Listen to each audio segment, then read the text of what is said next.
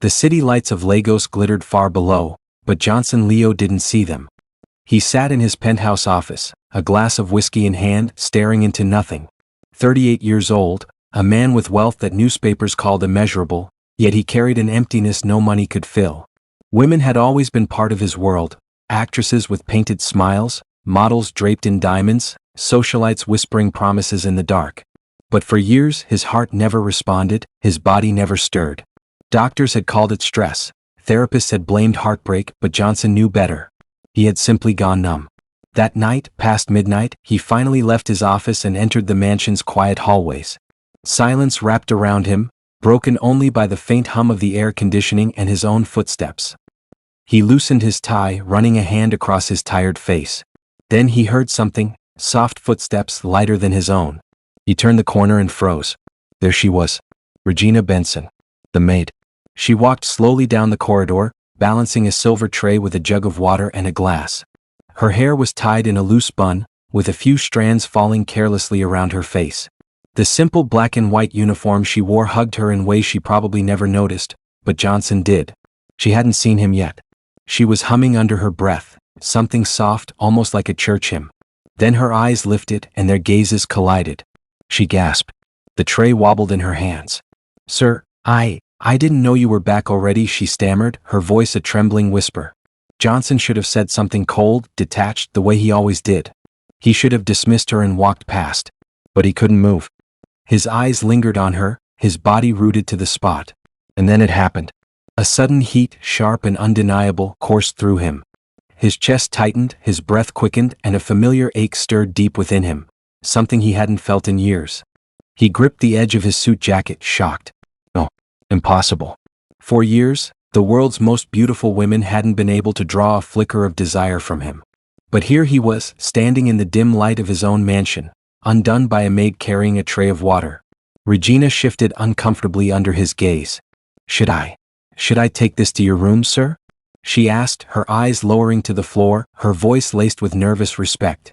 Johnson cleared his throat, forcing himself to regain composure. "Yes," he said, but his voice came out hoarse. He swallowed and tried again. "Yes, take it upstairs." She nodded quickly and walked past him, careful not to brush against him. But even as she moved by, the faint scent of her soap, lavender and something faintly sweet, wrapped around him. His chest burned. When she disappeared up the staircase, Johnson exhaled, pressing a hand to his chest as though steadying his racing heart. It only happened with her. The realization struck like thunder. No other woman had done this. Only Regina Benson, the maid who had no idea what power she held over him. For the first time in years, Johnson Leo felt alive. The mansion was silent again, but Johnson Leo's mind was a battlefield. He lay on his king-sized bed, the dim glow of the bedside lamp casting golden shadows across the room. Sleep refused to come. His hand rested over his chest, feeling the steady, restless rhythm of a heart that hadn't beaten like this in years. Regina Benson. The name echoed in his mind. The image of her, the way her eyes widened when she saw him, the nervous tremor in her voice, the scent of lavender soap that clung faintly to her, was etched into him like a brand. He closed his eyes, but instead of peace, his imagination betrayed him.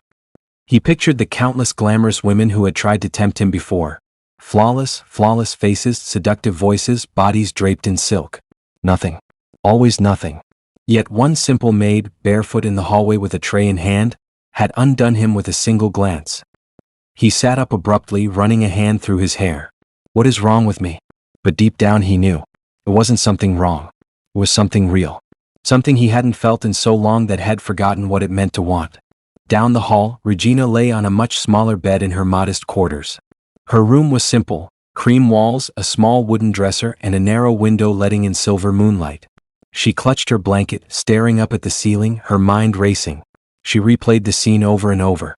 The way Mr. Johnson had looked at her, intensely, almost as if he saw more than just a maid. For a moment, she had felt pinned under his gaze, and her heart had pounded so loudly she feared he might hear it. "Don't be foolish," she whispered to herself, turning on her side. "He's your boss. Nothing more." But she couldn't shake the image of him, tall, powerful, commanding, yet strangely vulnerable in that moment of silence. She had seen something in his eyes, something unguarded. And that frightened her even more than his presence itself. Hours dragged by. In his suite, Johnson poured himself another glass of whiskey but didn't drink it. Instead, he paced the floor, his bare feet sinking into the plush carpet. His thoughts spun wildly. Why her? Why now? It was absurd. She was young, ordinary, far removed from his world of wealth and power. She had no agenda, no mask of charm, no desperate claws for his fortune. And maybe that was exactly why she had slipped past his walls. Johnson stopped at the window, staring at the moonlit city below. His reflection looked back at him, strong, successful, feared by many, yet in that moment he felt utterly defenseless. Defenseless against a maid. Meanwhile, Regina turned restlessly in bed, finally pulling the blanket over her head. She knew she shouldn't be thinking of him. She had come to this mansion for work, to send money home to her struggling family, not to get caught up in impossible feelings. And yet, no matter how she scolded herself, her heart betrayed her. The night stretched on, restless and unforgiving, binding them both in silence. Two souls in different rooms of the same mansion, both unable to sleep because of the other. When the first rays of dawn finally broke through the curtains, Johnson was still awake, his decision already made. He had to test himself. He had to know if it was real, or just a dangerous trick of the night. The next evening, Johnson Leo stood in front of his mirror, adjusting the cufflinks on his navy blue suit. His reflection stared back at him, a man who had everything yet felt trapped by one impossible truth. It had been 24 hours since that encounter in the corridor. He had spent the entire night tossing, turning, pacing, questioning himself. His mind refused to rest, his body refusing to forget the way Regina Benson had stirred something no other woman could. Tonight was his chance to test it. A charity gala had been organized at one of Lagos' most prestigious hotels.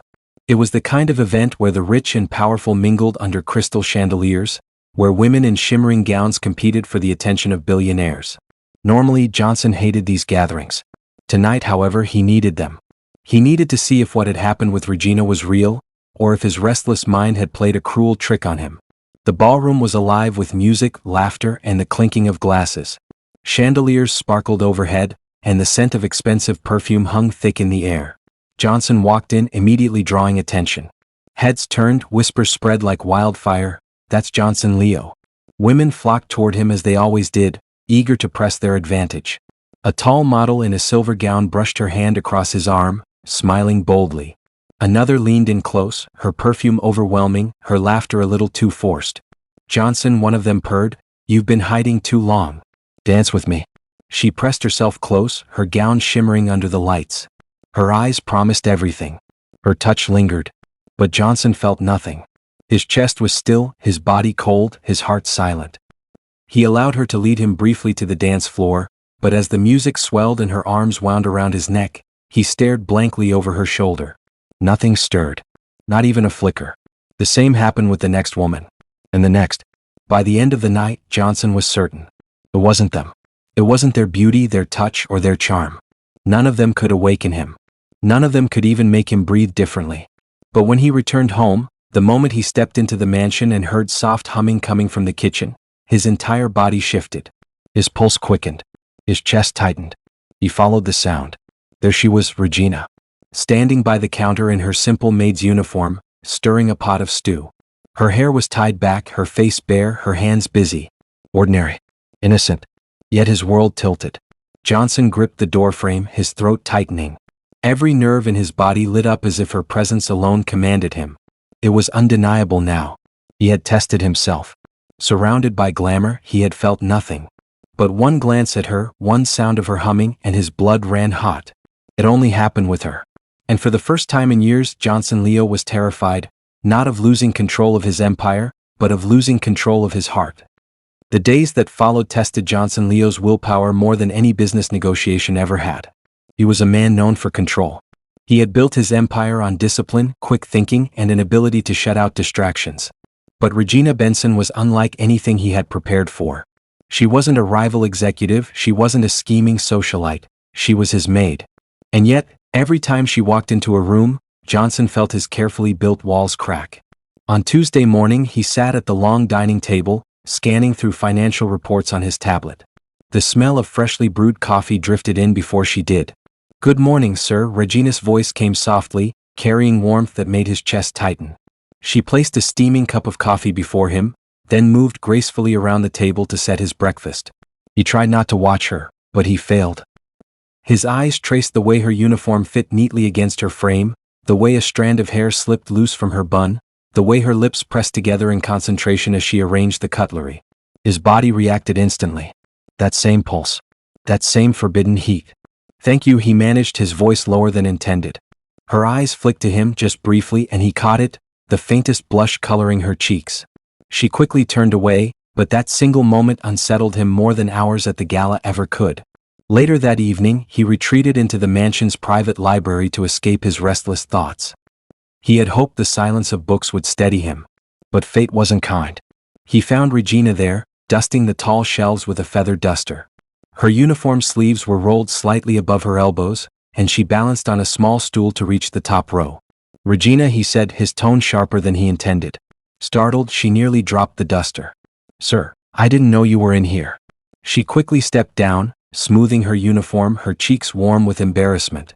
Johnson swallowed hard. The air between them thickened. He should have walked away. But instead, he found himself asking, "Do you read any of these books when you have time?" Her eyes widened at the question. "Sometimes. When I finish my chores early," she admitted softly. "I like history and poetry." That answer cut through him. She wasn't just a maid. She had a mind, a world, desires beyond scrubbing and serving. He wanted to know more, yet he shouldn't. "Interesting," he murmured, forcing himself to look back at the shelves. But his hand tightened against the back of a chair, his knuckles pale. He was fighting something he didn't want to name. That night, lying in bed, Johnson stared at the ceiling. For years, women had come and gone from his life, their beauty shallow, their touch meaningless. But Regina, she unsettled him. She was ordinary in the eyes of the world, yet extraordinary to him. He clenched his fists under the sheets. This was dangerous. She was his maid, his employee, his responsibility. And yet every fiber of his being screamed for her. He didn't know how long he could keep resisting. The next morning, the mansion seemed unusually quiet. Johnson Leo woke before dawn, restless from another night of unsteady sleep. His body betrayed him each time Regina's face crossed his mind. He was beginning to despise his own weakness, yet crave it at the same time. He went down to the garden for air. The sun had barely risen, but Regina was already outside, tending to the flowers with a watering can. Her hair was tied loosely today, strands brushing against her face as she bent over to water the roses. Johnson froze at the sight. He told himself to turn back to avoid her. Instead, his feet carried him forward. "Regina," his voice came deep, unexpected. She straightened quickly, startled. Drops of water slid down her wrist as she looked at him. "Good morning, sir. You're up early." He studied her. Not just her beauty but her ease in the simple task. She wasn't trying to impress anyone. She was simply herself, and that was what destroyed him most. "You take care of the garden too?" he asked, though he already knew the answer. "Yes, sir," she said softly. "I like it here. It's peaceful." Her voice was calm, but there was something in her eyes, something that suggested she felt the tension too, though she didn't dare name it. Later that afternoon, Johnson was in his study, reviewing documents, when Regina brought in a tray of tea. She placed it gently on the desk, careful not to disturb his work. As she moved to step back, her hand brushed his. It was accidental, innocent. But the moment her skin touched his, electricity shot through him. His hand twitched, almost as if to hold hers, but he stopped himself just in time. "Sorry, sir," she whispered, quickly lowering her eyes. He swallowed hard, his throat suddenly dry. "It's fine," he said, his voice rougher than intended. The silence that followed was heavy, charged. She lingered a second too long before leaving the study, and when the door closed behind her, Johnson leaned back in his chair, running both hands over his face. This was spiraling. He was losing control. That night at dinner, Johnson sat at the head of the table while Regina moved gracefully around, serving dishes. Every time she leaned close to place something before him, his senses betrayed him. The faint scent of her soap, the warmth of her presence, the quiet rhythm of her movements. He noticed she avoided his eyes more than usual. Her voice was softer, careful. She was beginning to sense it. The weight of his gaze, the subtle shift in the air whenever they were alone. By the time she left the dining room, Johnson's appetite had vanished. He pushed the untouched food away, his chest rising heavily. This was no longer imagination. It was no longer something he could dismiss. Regina had become his forbidden desire. And she knew it. Johnson Leo was a man of precision. Every hour of his day was usually accounted for, meetings, deals, and dinners planned to the last detail. But in the past few days, his schedule had begun to shift in ways that only he understood. The reason was simple. Her name was Regina Benson. He told himself it was harmless. He told himself it was coincidence. But deep down he knew he was lying. It started with small things. Normally, Johnson never stepped foot in the kitchen. He had chefs for that. But on Wednesday morning, as Regina prepared breakfast, he appeared at the doorway. She looked up, startled. "Sir? Is something wrong?" "No," he said smoothly, hiding the truth behind his calm expression. "I just wanted a cup of water." She blinked in surprise but nodded, quickly pouring water into a glass and handing it to him. Their fingers brushed again. This time, neither pulled away immediately. "Thank you," he murmured, his voice low. His eyes lingered a second longer than they should have before he finally turned and left. But the moment replayed in his head for hours. That evening, Johnson found himself in the library again. He pretended to browse the shelves, but he was waiting for her. And like fate, she appeared, carrying a basket of dusting cloths. "Back here again?" she asked softly, a hint of a smile on her lips. "I like the silence," he replied, though silence was the last thing he felt around her. This time he asked her about books, and she told him shyly of her love for poetry. Her voice grew livelier as she spoke, and Johnson listened intently, drawn to her unguarded honesty. "You should write," he said suddenly.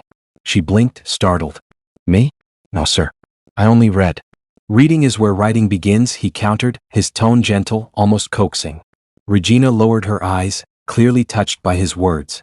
And in that quiet moment, he realized he wanted more than just to watch her. He wanted to know her.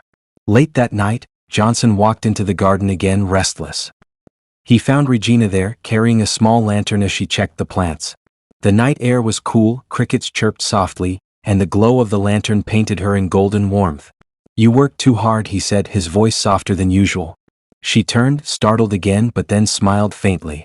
"I like keeping busy." They stood in silence, only the sound of night around them.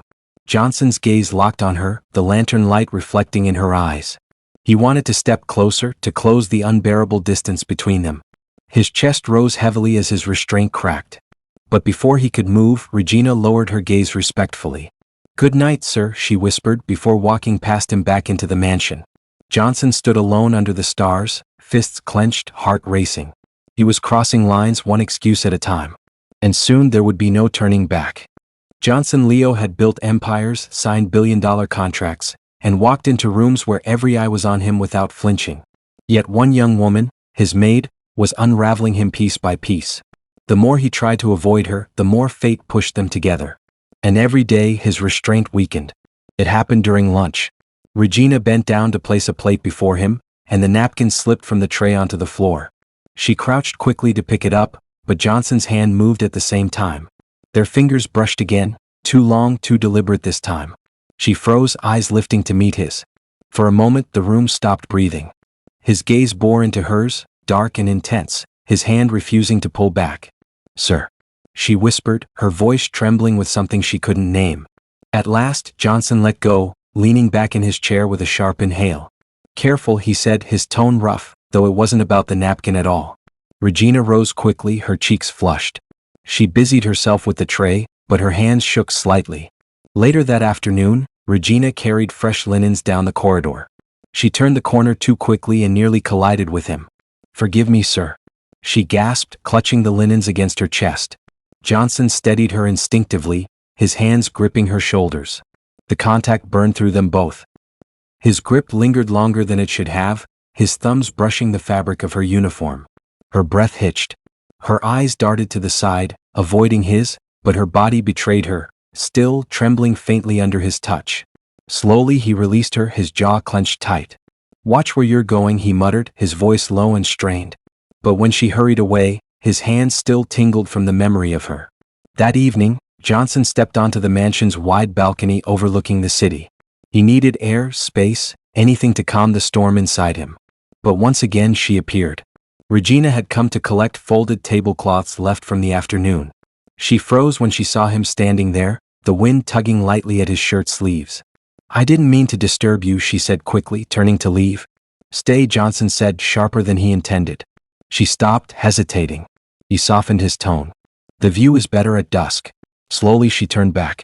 For a few seconds they stood side by side in silence, the city lights flickering to life below them. Johnson's chest rose heavily. He wanted to speak, to confess what she did to him, but the words stuck in his throat. Instead, he let the silence speak for him. Regina clutched the folded cloths tighter, her heart racing.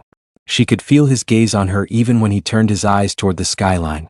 And though neither of them said a word, the truth hung heavily in the air. The cracks in Johnson's restraint had begun to split wide open. Johnson Leo had always prided himself on control. Control over his empire. Control over his public image. Control over himself. But with Regina, control was slipping through his fingers like water. The day began with unusual silence in the mansion. Johnson rose early, restless from a night of little sleep. The memory of Regina on the balcony haunted him. The way she stood so close yet felt impossibly far. Downstairs, he found her in the kitchen preparing breakfast. She wore a simple uniform, her hair tied neatly back, her face fresh and bare of makeup. Yet she was radiant in a way that stunned him more than the glamorous women who paraded at his business dinners. "Good morning, sir," Regina greeted softly, bowing her head slightly without looking at him too long. Johnson lingered at the doorway, watching her move. His chest tightened. She had no idea how much power she wielded over him. He stepped closer than necessary as he reached for a cup on the counter. Their shoulders brushed lightly and she inhaled sharply. "Sir," she began, but the words died when she felt his presence behind her, heat radiating from his body. He pulled back suddenly, clearing his throat, his jaw tightening. "Carry on," he muttered before leaving, though his heart thundered in his chest. Later that afternoon, Regina was trimming the roses in the garden, humming softly under her breath. She thought she was alone. Johnson appeared, his tall figure casting a shadow over her. She startled slightly, dropping the shears. "You work too hard," he said, his voice rough but tinged with something gentler. "I only do what is required of me, sir," Regina replied, bending quickly to retrieve the shears. But before she could, Johnson picked them up first, his hand brushing hers again. Their eyes met, locked in silence. His gaze was darker than before, haunted, hungry, almost desperate. "Do you know what you do to me, Regina?" he asked, his voice low, nearly breaking. Her lips parted, but no sound came. The honesty in his words shocked her, leaving her trembling. "You think you're just doing your duties," he continued, his chest rising and falling heavily, "but every time you walk into a room, I lose a piece of my control." Her breath quickened. The air between them thickened, charged. She took a step back, but he followed, just one step, close enough that she could feel his warmth. "Sir," she whispered, her voice both a plea and a warning. Johnson closed his eyes briefly, fighting himself. Then, with visible effort, he stepped back, running a hand over his face. "I should go," he said hoarsely before turning away, leaving Regina shaken and breathless among the roses. That night, Regina lay awake in her small quarters. She replayed his words over and over in her mind. "Do you know what you do to me, Regina?" Her heart warred with her head. He was her boss, a man of wealth and power, and she, just a maid. Nothing good could come of this. And yet, deep inside, she knew the truth. His gaze had stirred something within her too. A longing she dared not name. Across the mansion, Johnson sat in his private study, staring at a glass of untouched whiskey. He could conquer the world, yet he could not conquer this. His desire for the one woman he had no right to want. The breaking point was close. And both of them knew it. For days, Johnson had kept his distance, trying to rebuild the walls Regina had unknowingly torn down. But each encounter with her chipped away at his defenses, leaving him raw, restless, and desperate. And on one fateful night, the walls finally collapsed. A violent rainstorm swept across the city, drumming against the tall windows of the mansion. Power flickered, then cut, leaving the house dimly lit by backup lamps. Regina moved quickly through the halls, checking windows and gathering towels to catch the leaks from the storm. Her uniform clung slightly to her from the damp air, her hair slipping loose around her face. Johnson found her in the corridor, bent over with a towel pressed against the window frame. Lightning flashed behind her, illuminating her figure in sharp contrast. "Regina," his voice broke the silence, deeper than usual. She turned, startled, her chest rising and falling rapidly. "Sir, the storm, it's leaking through the—" Her words faltered. His eyes were on her, not the storm. He stepped closer, too close, until the storm seemed to vanish behind the sound of their breaths.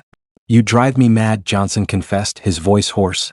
"Do you even know what you've done to me?" Her lips parted, trembling. "Sir, please," she whispered, but her plea lacked conviction. He reached out, brushing a strand of damp hair from her cheek, his fingers lingering. Her skin burned under his touch.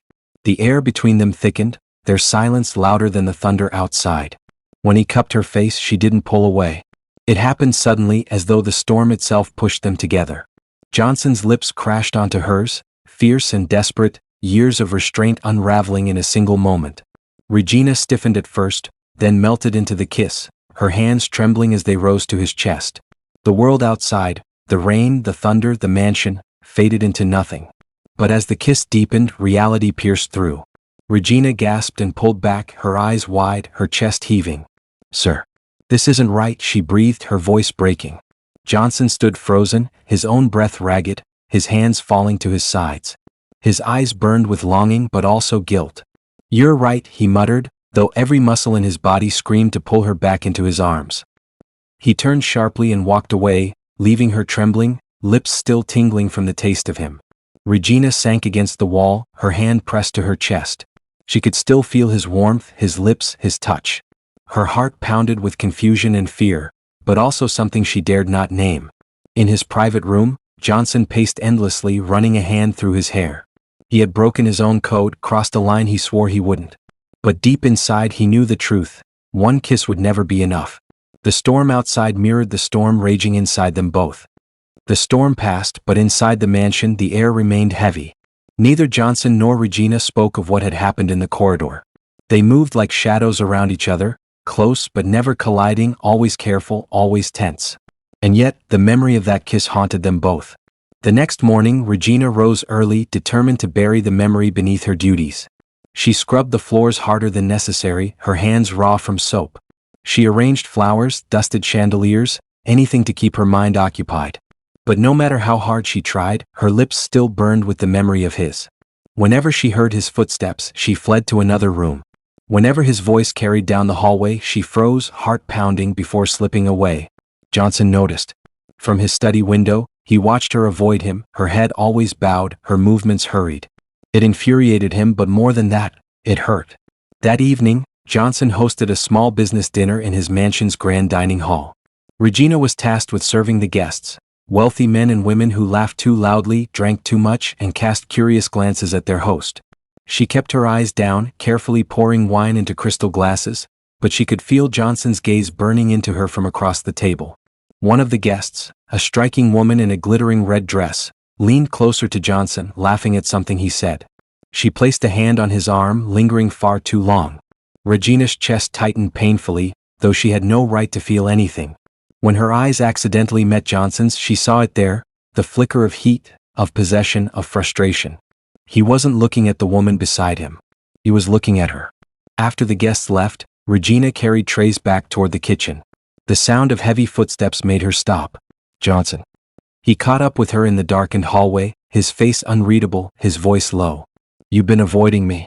"I haven't, sir," she said quickly, staring at the tray in her hands. "Don't lie to me, Regina." His tone sharpened, though his eyes softened with something else, something she couldn't name. She gripped the tray tighter, her knuckles white. "What happened the other night was a mistake." The words cut him like a blade. His jaw flexed, but he said nothing. Instead, he leaned closer, his voice rough. "A mistake doesn't keep you awake at night." Her breath hitched. She didn't reply. Couldn't. He stepped back, eyes lingering on her trembling figure. "You can run from me if you want," he said softly, "but you can't run from what's already inside you." With that, he turned and walked away, leaving Regina shaking, her heart betraying every denial her lips had spoken. Days passed, but the fire lit by their kiss refused to die. Johnson tried burying himself in work, locking himself in his study late into the night, yet Regina's face crept into his thoughts with every pause. For Regina, even the simplest tasks had become torture. She carried trays with shaking hands, folded linens with trembling fingers, and lay awake at night, her heart racing with memories of him. The mansion was large, yet suddenly it felt too small for both of them. It was late evening when Regina entered the library to dust the shelves. She thought Johnson was away on business. But he was there, sitting alone by the fire, his shirt unbuttoned at the collar, his eyes shadowed with exhaustion. A glass of whiskey rested untouched beside him. She froze at the doorway, her pulse quickening. "You can come in," Johnson said without looking up, his voice deep, almost weary. Hesitant, she stepped inside, clutching the duster. She avoided his eyes, focusing on the books instead, her movements awkward, too quick. Why do you keep running from me, Regina? His voice cut through the silence. Her hand stilled on the shelf. Because you're my employer, sir. Because what happened should never have happened. Finally, he lifted his gaze to hers, his expression raw. Then why can't I forget it? Her lips parted, but no words came. Johnson rose from the armchair, moving toward her with deliberate steps. His presence filled the room, towering, magnetic. She backed slightly against the bookshelf, her breath shallow. Tell me to stop, Regina, he murmured, standing just inches away. His hand lifted slowly, brushing against her arm, light as a whisper. Her entire body trembled under his touch. She wanted to speak, to command him to step back, but her voice betrayed her. Sir, please, she whispered, though it sounded more like a plea to continue than to stop. His hand traveled upward, his fingers tracing the line of her jaw. Her eyes fluttered shut as his breath fanned against her lips. For one suspended moment, the world ceased to exist. The door creaked open suddenly, and a housemaid's voice rang out timidly, Sir, the driver is waiting for you. Johnson jerked back as though burned, his hand dropping instantly. Regina stumbled slightly, clutching the shelf to steady herself. The maid, realizing she had interrupted something private, flushed and quickly exited, closing the door behind her. Silence hung heavy in the library. Johnson's chest heaved with restraint, his fists clenched at his sides. Regina's face burned with shame and relief all at once. He turned to her, his voice tight. This isn't over. Then he strode out, leaving her shaking, her heart hammering, and her soul tangled in the truth she could no longer deny. She wanted him even if she shouldn't. Johnson Leo had built his life on discipline, sharp routines, ruthless decision-making, and an iron grip on his emotions. His empire had grown because he never allowed himself weakness. But Regina Benson was proving to be the one weakness he could not bury. The boardroom was filled with chatter, investors flipping through files, slides glowing on the screen. Johnson sat at the head of the long polished table, his jaw tight, eyes fixed on the projection, but his mind wasn't there. Sir, should we approve the merger terms? His CO asked cautiously. Johnson blinked, realizing he hadn't heard half of the presentation. The silence in the room pressed down on him, everyone waiting. Yes.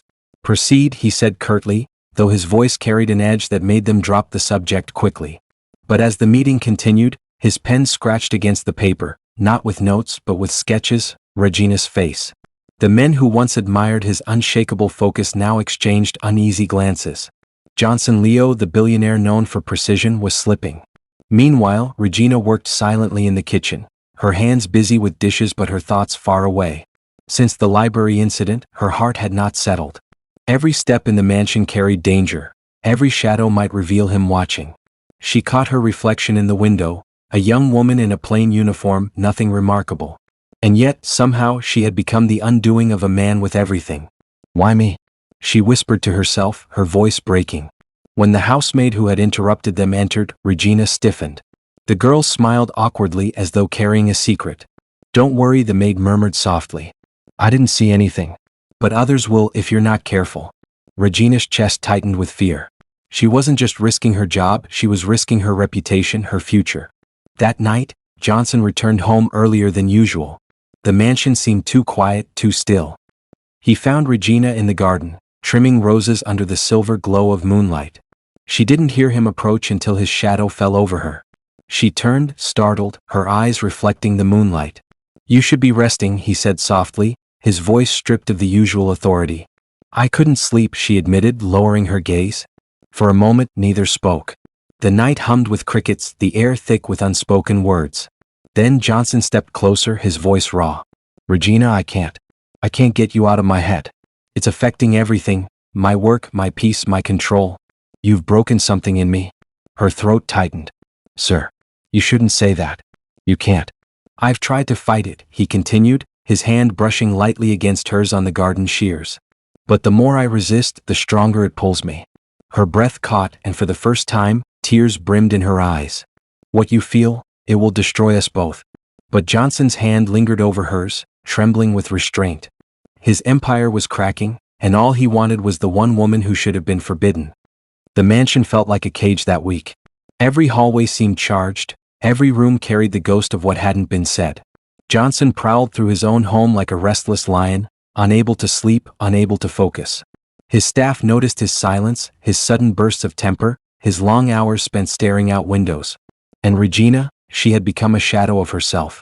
Her duties were performed with robotic precision, but her heart was a battlefield. She avoided his eyes, avoided rooms where he might be, but destiny had a cruel way of forcing collisions. It was late evening when Johnson returned home. He found Regina in the dining hall, arranging the long table for dinner. The chandelier bathed her in golden light, her delicate hands adjusting plates and silverware with practiced grace. He stood at the doorway watching her, his chest heavy with all the words he had been swallowing. Finally he stepped inside, his footsteps echoing on the marble floor. Regina. She froze, her hands tightening around the napkin she held. Slowly she turned to face him, her eyes cautious, her voice trembling. "Sir. You've been avoiding me," he said, his voice low, almost accusing. She swallowed hard. "I've only been doing my duties." "Don't lie to me," Johnson growled, closing the distance between them. "You feel it too. Every time I'm near you, I see it in your eyes." Her breath hitched, and for a moment she looked away, but then her resolve cracked. Her voice broke like glass. "Yes, I feel it, but that doesn't make it right. You're my employer. I'm just your maid. If anyone finds out—" "I don't care," he interrupted, his hands slamming against the table, the silverware rattling. His eyes blazed with intensity. "I don't care about rules or what people say. I only know that I can't breathe without you." Her tears spilled freely now. "Do you know what you're asking of me? To give up my dignity, my safety? To become a scandal whispered in every corner?" Johnson's face softened, his voice trembling for the first time. "No.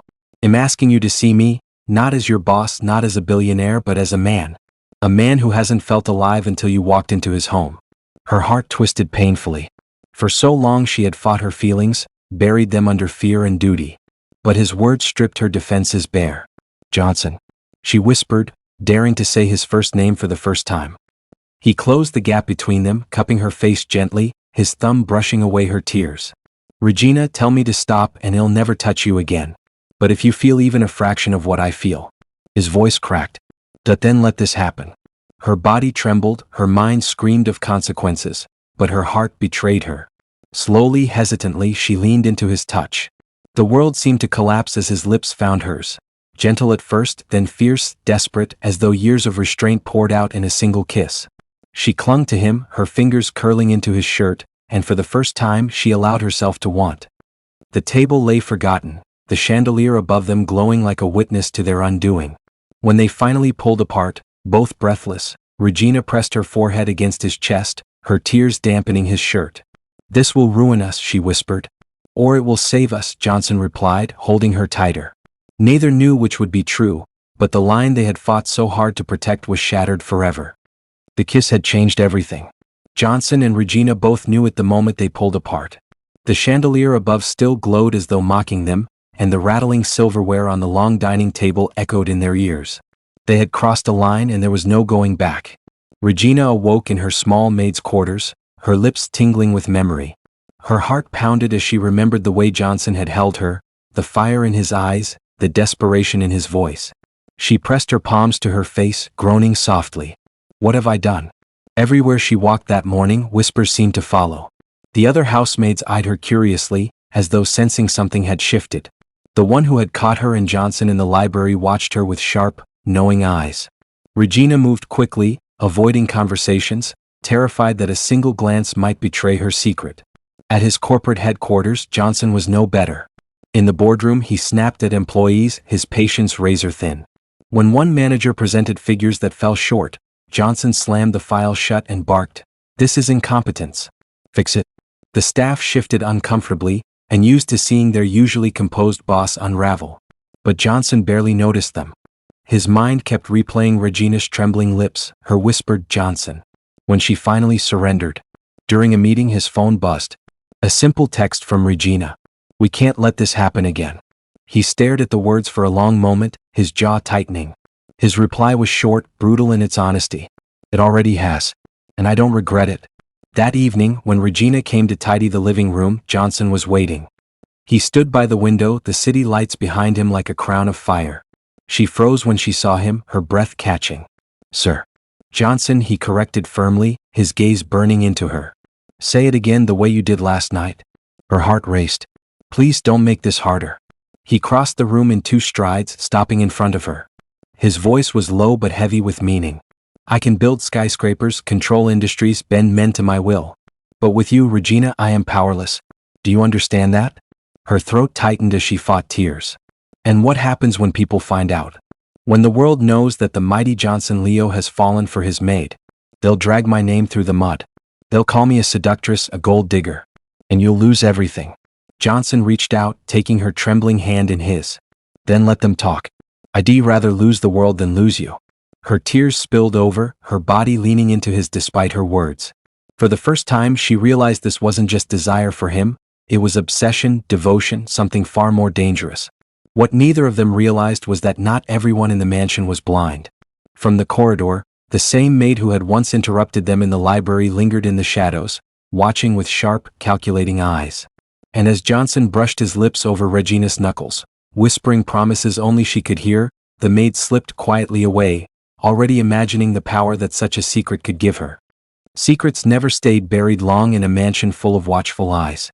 The kiss in the dining hall had sealed their fate, and the maid who had seen them had already planted the first seeds of betrayal. Regina noticed it first, the shift in how the other staff looked at her. Conversations that once stopped politely when she entered now carried an edge of mockery. Smiles became smirks, glances lingered too long. One afternoon, while she polished the stair railings, two maids passed by whispering, their voices hushed but sharp enough to cut. She thinks because the boss looks her way she's something special. Men like him never choose women like her. He'll use her and discard her. Regina's cheeks burned. She kept her head down, scrubbing harder, but their laughter echoed in her chest long after they were gone. At the office, Johnson's assistant approached him cautiously. Sir, there have been questions. Some staff have noticed your temper lately. And there are whispers about someone in your household. Johnson's head snapped up. Whispers? The assistant hesitated. About a maid, sir. Johnson's jaw tightened, the vein in his temple pulsing. He dismissed the assistant with a sharp wave, but inside, fire burned. The thought of Regina being the subject of gossip made his blood boil. He wanted to shield her, to silence the world itself. But the more he tried to keep her safe, the more exposed she became. That evening, Johnson summoned Regina to his private study. She entered nervously, clutching her apron. You've heard them, haven't you? He asked, his voice low but seething. Her eyes fell to the floor. Yes, sir. Johnson, he corrected sharply, stepping closer. You call me by my name, not by a title that keeps you chained. Her chest rose and fell with unsteady breaths. They're saying things about me. Cruel things. And it's because of us.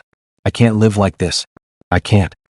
He reached for her hand, his grip firm but desperate. Then let me end it. Let me make it official. You won't just be my maid, you'll be mine, Regina. Publicly. Irrevocably. Her head snapped up, eyes wide with disbelief. What are you saying? I'm saying you'll tell them, he said, his voice fierce. Everyone. That you are not my servant. You are the woman I want by my side.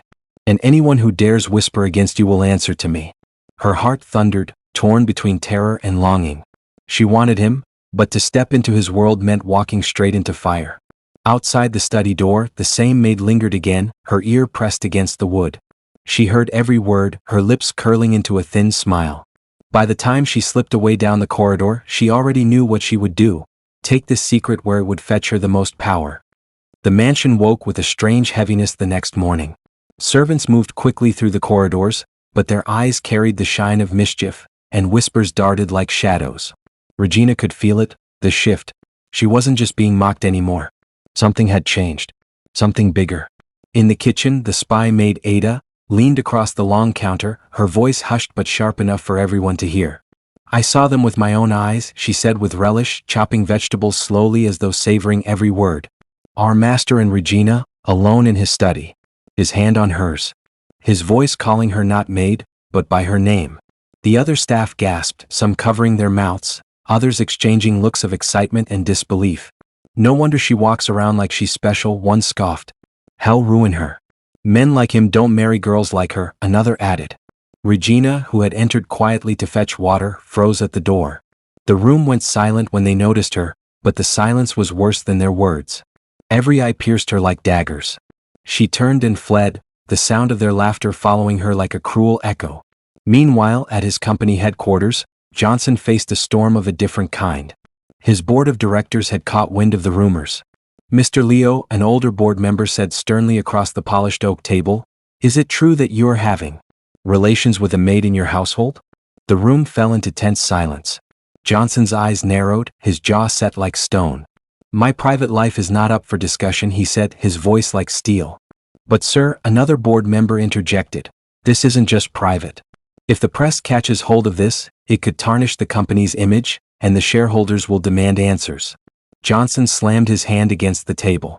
"The company's success does not hinge on who I choose to care about."